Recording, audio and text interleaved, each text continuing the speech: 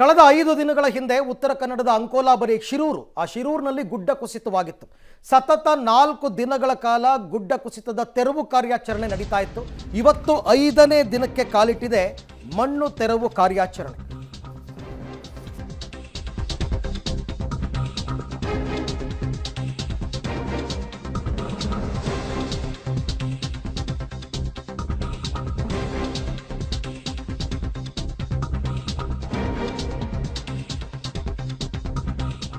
ಅಂಕೋಲಾದಲ್ಲಿ ಶಿರೂರಿನಲ್ಲಿ ಗುಡ್ಡ ಕುಸಿತ ಪ್ರಕರಣ 5ನೇ ದಿನಕ್ಕೆ ಕಾಲಿಟ್ಟಿದೆ ಮಣ್ಣು ತೆರವು ಕಾರ್ಯಾಚರಣೆ. ಯಾಕೆಂದರೆ ವಿಪರೀತ ಅಡ್ಡಿ ಆತಂಕಗಳು ಎದುರಾಗ್ತಾ ಇತ್ತು, ವಿಪರೀತ ಮಳೆ ಆಗ್ತಾ ಇತ್ತು, ಆಗಾಗ್ಗೆ ಕಾರ್ಯಾಚರಣೆ ಸ್ಥಗಿತಗೊಳಿಸಲಾಗ್ತಾ ಇತ್ತು.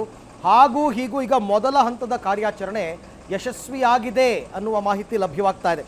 ಅಂದರೆ ಹೆದ್ದಾರಿ ಮೇಲಿನ ಒಂದು ಬದಿಯ ಮಣ್ಣನ್ನು ಸಂಪೂರ್ಣವಾಗಿ ಈಗ ತೆರವು ಮಾಡುವಲ್ಲಿ ಯಶಸ್ವಿಯಾಗಿದ್ದಾರೆ. ಯಾಕೆಂದರೆ ಮಳೆ ನಡುವೆನೂ ಕೂಡ 4 ದಿನಗಳ ನಿರಂತರ ಕಾರ್ಯಾಚರಣೆ ನಡೆದಿತ್ತು.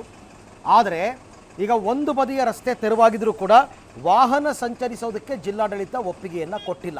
ಯಾಕೆ ಕೊಟ್ಟಿಲ್ಲ ಅಂತಂದರೆ ಪಕ್ಕದಲ್ಲಿರುವಂತಹ ಗುಡ್ಡ ಕುಸಿಯುವ ಹಂತದಲ್ಲಿದೆ. ಕಳೆದ 3 ದಿನಗಳ ಹಿಂದೆ ಇದನ್ನು ನಾವು ಹೇಳಿದ್ವಿ, ಪಕ್ಕದ ಗುಡ್ಡ ಬಿರುಕು ಬಿಡುತ್ತಾ ಇದೆ ದಿನದಿಂದ ದಿನಕ್ಕೆ ಅಂತಂದ್ಬಿಟ್ಟು. ಜೊತೆಗೆ ಮಳೆನೂ ಆಗ್ತಾ ಇರೋದ್ರಿಂದ ಆ ಗುಡ್ಡ ಯಾವುದೇ ಕ್ಷಣದಲ್ಲಿ ಬೇಕಾದರೂ ಕುಸಿದು ಬೀಳಬಹುದು. ಹಾಗಾಗಿ ಈಗ ವಾಹನ ಸಂಚಾರಕ್ಕೆ ಒಪ್ಪಿಗೆಯನ್ನು ಕೊಟ್ಟಿಲ್ಲ.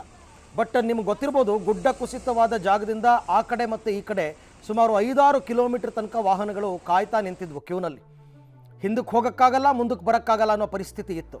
ಬಟ್ ಆಮೇಲೆ ಒಂದೊಂದೇ ವೆಹಿಕಲ್ಲು ರಿಟರ್ನ್ ಅಂಕೋಲಾಗೆ ವಾಪಸ್ ಹೊಟ್ಟೋದ್ವು, ಬೇರೆ ಮಾರ್ಗದಲ್ಲಿ ಸಂಚಾರ ಮಾಡಿದ್ವು ಅಂತಕ್ಕಂಥದ್ದು. ಹಾಗಾಗಿ ವಾಹನಗಳ ಸಾಂದ್ರತೆ ತಗ್ಗಿರಬಹುದು ಈಗ ಬಹುತೇಕ. ಬಟ್ ವೆಹಿಕಲ್ಗಳ ಮೂವ್ಮೆಂಟ್ಗೆ ಇನ್ನೂ ಕೂಡ ಅವಕಾಶ ಕೊಟ್ಟಿಲ್ಲ. ಯಾವುದೇ ಸಂದರ್ಭದಲ್ಲಿ ಮತ್ತೊಂದು ಪಕ್ಕದ ಗುಡ್ಡ ಕುಸಿಯುವಂತಹ ಸಾಧ್ಯತೆ ಇದೆ. ಹಾಗಾಗಿ ಒಂದು ಕಡೆ ನೀವು ಗುಡ್ಡ ಕುಸಿತವಾಗಿರುವ ದೃಶ್ಯವನ್ನು ನೋಡ್ತಾ ಇದ್ದೀರಾ, ಮತ್ತೊಂದು ಕಡೆ ಮಣ್ಣು ತೆರವು ಕಾರ್ಯಾಚರಣೆ ಆಗ್ತಾ ಇರತಕ್ಕಂಥ ದೃಶ್ಯವನ್ನು ಕೂಡ ನೋಡ್ತಾ ಇದ್ದೀರಾ. 5ನೇ ದಿನ ಇವತ್ತಿಗೆ. ಈ 5 ದಿವಸದಲ್ಲಿ ಏನೆಲ್ಲ ಚಾಲೆಂಜಸ್ ಬಂತು ಅವ್ರಿಗೆ, ಅದೆಲ್ಲವನ್ನು ಕೂಡ ಮೆಟ್ಟಿ ನಿಂತು ಸುಮಾರು ಒಂದು 7-8 JCBಗಳು, ಹಿಟಾಚಿ ಎಲ್ಲವೂ ಕೂಡ ಕಾರ್ಯಾಚರಣೆ ಮಾಡಿವೆ. ಇಷ್ಟು ದಿನ ಬೇಕಾಗಿರಲಿಲ್ಲ ಆ ಮಣ್ಣು ತೆರವು ಮಾಡೋದಕ್ಕೆ, ಬಟ್ ಕಾರ್ಯಾಚರಣೆ ಮಾಡೋದಕ್ಕೆ ಮಳೆ ಅವಕಾಶ ಕೊಡ್ತಿರಲಿಲ್ಲ. ಹಾಗಾಗಿ ಆಗಾಗ್ಗೆ ಮಳೆ ನಿಂತಾಗ ಕೆಲಸ ಮಾಡಿ ಈಗ ಒಂದು ಬದಿಯ ರಸ್ತೆಯನ್ನು ತೆರವು ಮಾಡಿದ್ದಾರೆ. ಅಂದರೆ ಅಲ್ಲಿಗೆ ಮೊದಲ ಹಂತದ ಕಾರ್ಯಾಚರಣೆ ಯಶಸ್ವಿ. ಇನ್ನೊಂದು ರಸ್ತೆ ಇದೆ, ಅಲ್ಲೂ ಕೂಡ ಮಣ್ಣು ಬಿದ್ದಿದೆ, ಅದನ್ನು ತೆಗೆಯೋ ಕೆಲಸ ಆಗಬೇಕು.